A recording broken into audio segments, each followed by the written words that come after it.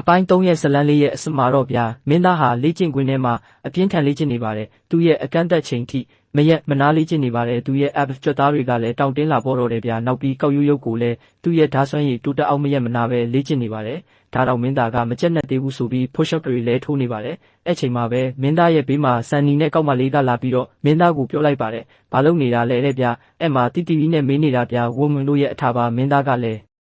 ခက်ချီချီပြလေ့ကျင့်နေတယ်လို့ပဲပြောလိုက်ပါတယ်အဲ့ချိန်မှာဆန်နီနဲ့ကောင်မလေးကစကားမပြောတော့ဘဲမြားကိုယူလိုက်ပြီးအဝေးမှာရှိတဲ့ကောက်ရိုးရုပ်ကိုမြားနဲ့ချိန်ပြီးပစ်လိုက်ပါတယ်အဲ့မှာပြစ်မှတ်ကိုတိတိကျကျထိသွားပါတယ်အဲ့ချိန်မှာမင်းသားကထလာပြီးတော့သူ့ရဲ့ state window ကိုစစ်လိုက်ပါတယ်စပင်နီနဲ့ကောင်မလေးကိုလုံးနှစ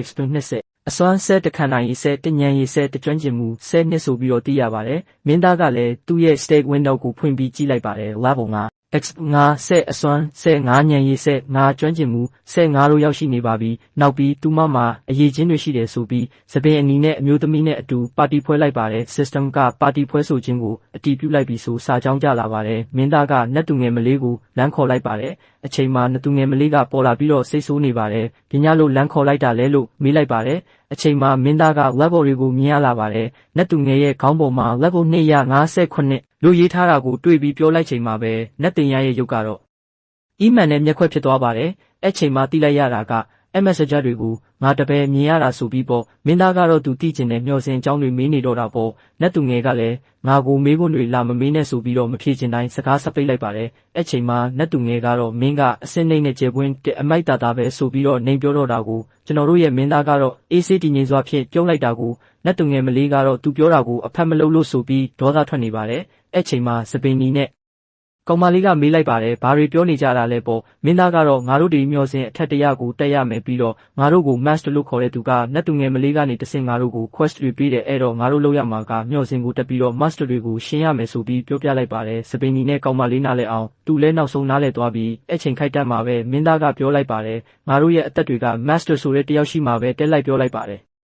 တရက်ပြီးနောက်မင်းသားဟာဒီကဘာမှာရှိတဲ့စီးမြင့်တစ်ခုကိုတွေးလိုက်ရပါတယ်။အဲ့ဒါကတော့နေ့စဉ်လိုအပ်တဲ့အရာတွေနဲ့အစားအသောက်တွေကိုပြန်လည်ဖြည့်ပေးတာပဲဒီကဘာကြီးမှာကမင်းသားတို့တွေပဲရှိတာမဟုတ်ပါဘူးဗျ။အခြားအသက်ရှင်နေသေးတဲ့ကစားသမားတွေကိုလည်းတွေ့ရပါတယ်။ဒါမဲ့အကုန်လုံးမှာတူညီတာကတော့အားလုံးကလေ့ကျင့်တာကိုတော့မပြင်းကြပါဘူးမကြပါဘူးဗျ။မင်းသားကတော့အပြင်းထန်တွေလေ့ကျင့်ပြီးရုပ်ပိုင်ဆိုရစက်သားတွေကလည်းတောင့်တင်းလာပါတယ်တတိယမြောက်နေ့ကိုဘာလိုနဲ့ရောက်လာပါပြီ။အဲ့ချိန်မှာတော့မင်းသားကသူ့လေ့ကျင့်ထားတာတွေကတိုက်ခိုက်ဖို့အဆင့်တင်ဖြစ်နေပါပြီ။ဆန်နီနဲ့ကောင်မလေးကတော့လှုပ်ရှားနေပုံရပါတယ်။မာစတာစတင်ဆင့်ခေါ်ခြင်းပါဆိုပြီးတော့လူတွေကိုခေါ်ပါတော့တယ်ဗျာ။ဘာလို့ဆိုပါတီတစ်ခုမှာလူ9ယောက်ရှိမှတိုက်လို့ရမှာမလို့ပါ။ပထမဆုံးကစပင်ရွှေအောင်နဲ့တယောက်ဒုတိယတက်ကြွနေတဲ့မူစိတ်နဲ့တယောက်ပါနောက်ဆုံးသူကတော့စပင်အလဲခွဲနဲ့တယောက်ပါမတ်စတာကအဆင့်တင်ဖြစ်ပါပြီတိုက်ရန်ပြောတာကိုမူစိတ်နဲ့တယောက်ကတော့စပင်နီနဲ့တယောက်ကိုမင်းကိုတိုက်ရမလားဆိုပြီးပြောလိုက်ပါတယ်။အချိန်မှမဟုတ်ပါဘူးရှင်းပြပေးမယ်ဆိုပြဒီပြောလိုက်ရပါတယ်မင်းသားကတော့အကြောင်းသိလို့လက်နက်တူလောင်ခန်းထဲဝင်ပြီးလက်နက်တွေတွားယူပါတော့တယ်အဲ့ချိန်မှာ assistant ကနေလက်နက်မဲ့သူရဲကောင်းများဟာဖြင့်လက်နက်တူလောင်ခန်းထဲမှာရှိတဲ့အစင်းနှိမ်အစင်းလက်နက်များဖြင့်တိုက်ခိုက်ရပါမည်ဆိုတဲ့စာပေါ်လာပါပြီဒါမဲ့မင်းသားကတွေးလိုက်နေပါတယ်အရင်တစ်ခေါက်ကလူတွေတေသွားပြီဆိုတော့သူတို့ကိုလက်နက်ပေးစရာမရှိတော့တာကိုတွေးနေတာပေါ့အဲ့ချိန်အသေးရောက်လာတဲ့ကစားသမားတွေကတယောက်ကတော့ပြဿနာထားဖြစ်ပြန်ရောဘာလို့ဆိုသူကအရင်ကဘာမှာသူမိမဆောက်နေလို့လေဗျာပြဿနာထားဖြစ်နောက်တစ်ယောက်ကတော့အလဲခွဲကေနဲ့ညီလေးကြီးပေါ့သူကတော့ကျွန်တော်ကဆင်းရဲပြီးလေသမားပါလို့ပြောပြီးအတနာခံတော့တာပေါ့လေနတ်တငယ်မလေးကလည်းသူတို့ကိုဂိတ်ဖွင့်ပေးပြီးဝင်ခိုင်းလိုက်တာပေါ့ဗျာဆူတောင်ပေးလိုက်သေးတယ်ဗျာပြောပါစေတဲ့ဘလောက်တောင်ရက်ဆက်လဲမသိတော့ဘူးအဲ့မှာမင်းသားတို့အုပ်စုကမျော်စင်ရဲ့နှစ်လွှာမြောက်ကိုရောက်ရှိသွားပါပြီရောက်ချင်းပဲမင်းသားတို့ကတော့လူစုပြီးတော့ခံစစ်ပုံစံနဲ့အခြေအနေကိုအကဲခတ်နေပါတယ်ဟိုဘက်ကတားရဲတွေကတော့ level 4ရှိတဲ့ဝင်ပလွေတွေနဲ့ level 3ရှိတဲ့ကပွန်သားတွေပေါ့အခုမှဝင်လာတဲ့လူသစ်တွေ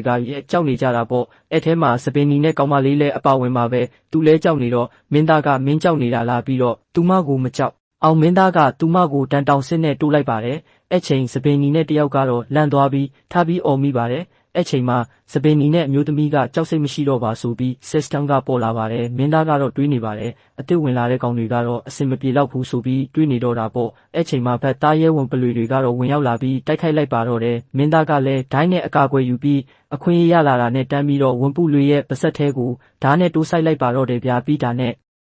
ဓာတ်ကိုလည်းပြီးခုတ်ဖြုတ်ချလိုက်ပါတယ်ကဲဒီဇလန်လေးကတော့ဒီနေရာမှာပဲအဆုံးသတ်ထားခြင်းတယ်ဗျာနောက်လာမယ့်အပိုင်းတွေကိုဆက်လက်ကြည့်ယူခြင်းရင်တော့ဘေးကခေါင်းလောင်းလေးကိုနှုတ်ပြီး like and subscribe လေးလုပ်ပေးသွားပါအောင်ဗျာ